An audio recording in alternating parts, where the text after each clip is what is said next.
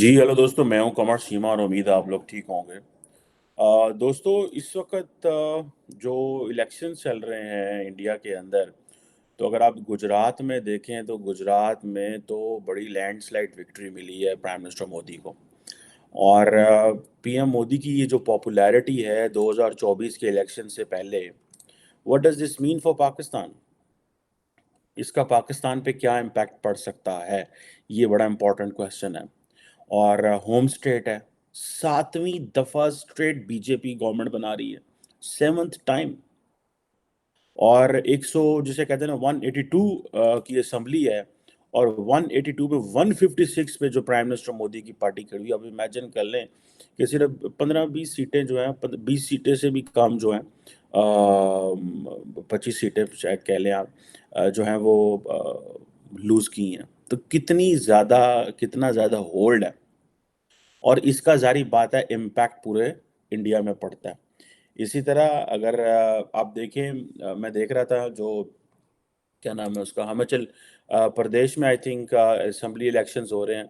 वहाँ पे आईएनसी थोड़ी आगे इस वक़्त चल रही है, लेकिन मेरा ख़्याल है कोई इतना लंबा-चौड़ा फ़र्क नहीं है। लेकिन ये जो प्राइम मिनिस्टर मोदी की विक्ट्री है, what does this mean for Pakistan? और मोदी का जो अपना कंट्रोल है, वो अपने स्टेट में तो है ही है, लेकिन आप ये इमेजिन करें कि जो मोदी का कंट्रोल है वो पूरे इस वक़्त इंडिया में भी है। और अपनी होम स्टेट से 7वीं दफ़ा जीतना, दैट मेक्स द केस। इसमें ये है कि जो कांग्रेस पार्टी है वो तो उसका तो कोई नामो निशान भी नहीं नज़र आ रहा आपको। जो हिमाचल प्रदेश में शायद दोबारा कांग्रेस जो है वो जीत जाए। वरना अगर आप देखें इधर गुजरात वगैरह में या दिल्ली के भी जो इलेक्शंस हुए हैं, तो the BJP was making an impact. BJP को जो नॉर्मली कहा जाता है, वो कहते हैं जी कि ये पुअर और मिडल क्लास जो है ना, वो हम उसको जल्दी देंगे, रिलीफ देंगे।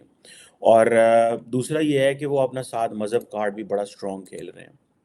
तीसरा ये है कि अगर आप देखें कि मोदी का जो इंटरनेशनल इमेज है, वो बहुत इम्पोर्टेंट है। और मैंने आपको पहले कहा था एक दिन, फिर दोहरा देता हूँ कि 2024 का जो इलेक्शन है, वज़ीर-ए-आज़म मोदी जो है वो इकॉनमी के ऊपर और अपनी आवाम को ये बताएँगे कि हमने दुनिया में अब कहाँ खड़े हुए हैं। 2019 के इलेक्शन में तो वो डरे हुए थे, तो वो इकॉनमी की बात नहीं कर रहे थे कि हमने इकॉनमी कहाँ ले गए। डरे होने से मुराद ये है कि उस वक़्त चीज़ें उनकी क्लियर नहीं थी। तो उन्होंने एंटी पाकिस्तान रेटरिक, और वो आपको याद होगा surgical strike and all that हुआ था। लेकिन 2024 में ही डज़न्ट हैव दैट स्पेस। 2024 में वो दुनिया को ये बताएँगे कि इंडिया को ये बताएँगे कि देखें जनाब, हमने हमारी अचीवमेंट क्या है 10 सालों में।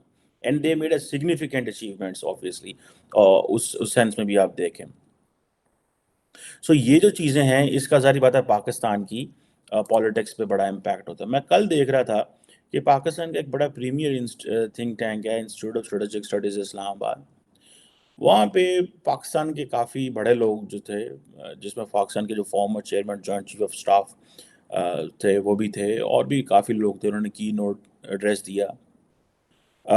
और उन्होंने ये कहा, जो सेंट्रल पॉइंट थी कि जी इंडिया जो है वो पाकिस्तान को फोर्स करता है to make difficult choices for survival.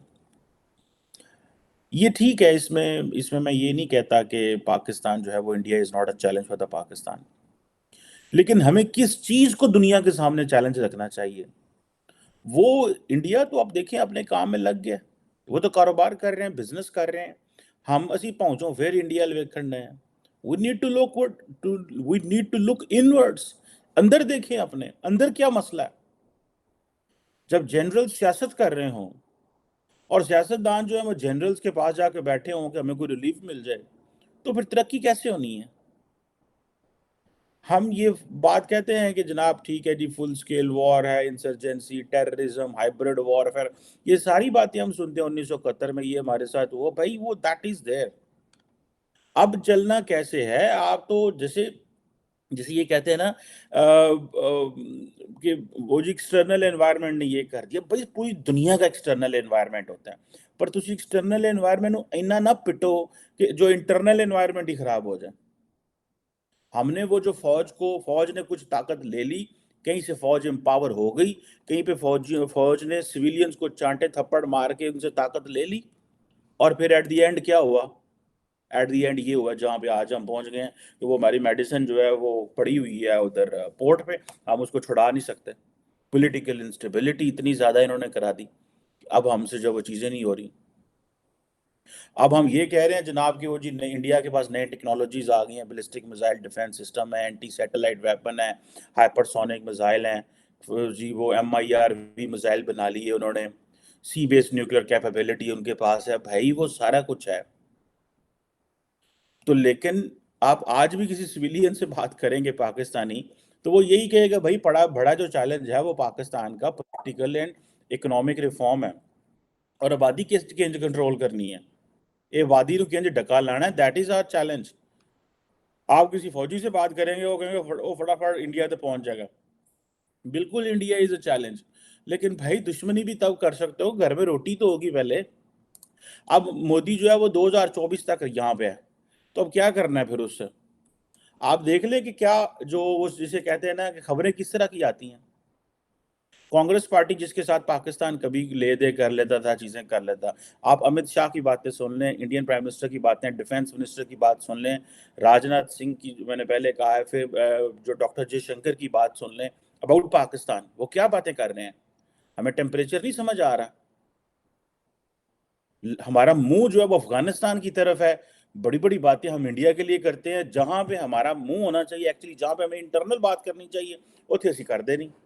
जिस चीज़ को हमें डिस्कस करना चाहिए उस पर हम एक टेबल पे नहीं बैठ सकते, और ना ही हमारी फौज के पास इतनी कैपेबिलिटी एंड कैपेसिटी रह गई है कि वो सारे स्टेक होल्डर को एक जगह बैठा के तो बात कर सके। जब फौज हर रोज सियासतदानों के पास पहुंचेगी, जब साबिक फौजी अफसरान जो थे हमारे वो और जो ISI थी, वो सारा टाइम वजीर आजम के जो पॉलिटिकल एजेंडाज हैं उनको मैनिपुलेट करेगी, तो उनकी अपनी लिवरेज कहाँ रह जानी है चीज़ों के ऊपर। सो ये चीज़ें बड़ी इंपॉर्टेंट हैं कि what is the way forward of Pakistan. हमारा क्या वे फॉरवर्ड है, हमने किधर जाना है भाई? और अब ये देखिए कि इंडिया के अंदर तो देखिए नरेंद्र मोदी तो आ गए पावर में, और उन्होंने 2024 भी कर लेना है, ठीक है जी। लेकिन ये इमेजिन, ये याद रखिएगा कि वो अगर वो इतनी बड़ी तादाद से दोबारा पावर में आते हैं तो where will be Pakistan? Pakistan किधर होगा? इंडिया से बात तो नहीं हो सकती, इंटरनेशनल कम्युनिटी तो हमसे कोई स्पेस देने को तैयार नहीं है। इंटरनेशनल कम्युनिटी तो स्पेस देने को तैयार नहीं है पाकिस्तान को, क्योंकि पाकिस्तान का प्रॉब्लम ये है कि पाकिस्तान तो भज्जा भज्जा जाना, कहते पैसे दे दो, साढ़े पैसे मुक गए। सुने आप, मेरी इतला के मुताबिक आज फिर पाकिस्तान ने जो है वो $3 अरब की रिक्वेस्ट डाल दी है। पाकिस्तान ने फिर $3 अरब की सऊदी अरब को रिक्वेस्ट डाल दी है। उन्होंने कहा जनाब है $3 अरब दो, अपना लात बड़े टाइट हो ने, काम खराब हो गया है, इंज ना करो, तुसी देखो ਅਸੀਂ ਤੇ खाना काबा सऊदी अरब विच, ठीक है जी। सो हमने उनसे, और उधर इंडिया देखे वो जो है वो $100 बिलियन का तो UAE के साथ कारोबार कर रहा है।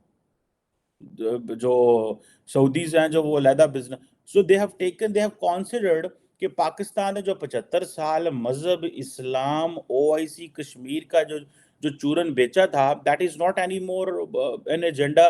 वो अरबों के लिए प्रॉब्लम ही नहीं है। वो कहता है यार छोड़ो, इससे आगे निकलो, हमें कोई और कहानी सुनाओ।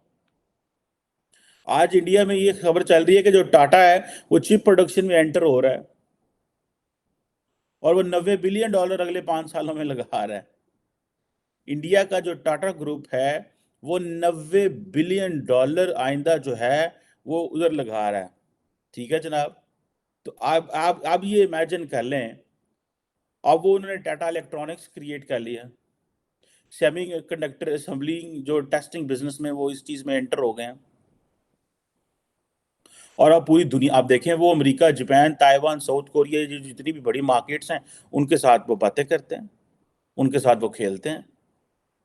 और हमारा ये होता है कि हम किसी के साथ खेलते हैं। हमारे साबिक वज़ीर आज़म कहते थे कि हम जो है वो जो साइफर आया है ना अमेरिका से, उसके साथ खेलेंगे, अमेरिका को बैकफुट पे करने के लिए हम अपने आप को रेलिवेंट हो जाएंगे, और बाद में जो हुकूमत आएगी वो जाके अमेरिका तो जुतियाँ बह जाएगी कि जनाब माए बाप वो IMF को लो पैसे छुड़ा दो।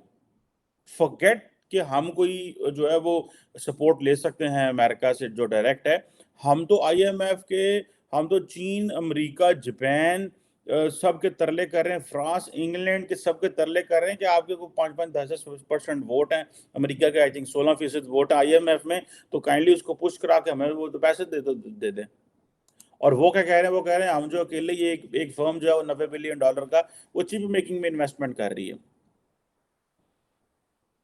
अब प्राइम मिनिस्टर मोदी जो है वो अगले देखे ना, वो बातें ये हो रही हैं कि मोदी जो है वो कह रहे हैं कि अगले मैं 25 साल की बात करने आया हूँ आपके साथ।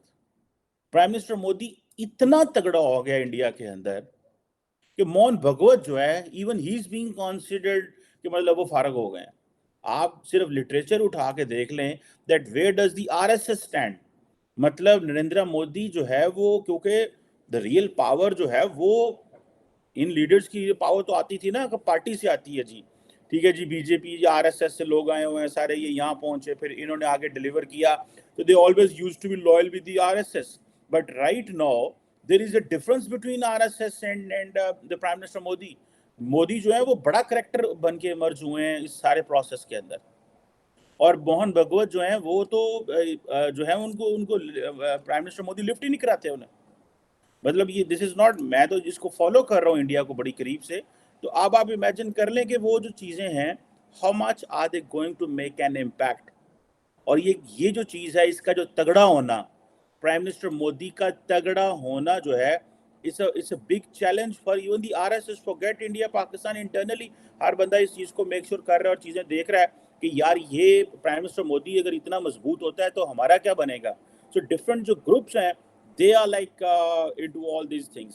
सो मेरा ख्याल है कि ये चीज़ें पाकिस्तान को बड़ा केयरफुली इसके ऊपर सोचना पड़ेगा कि what does this mean for Pakistan.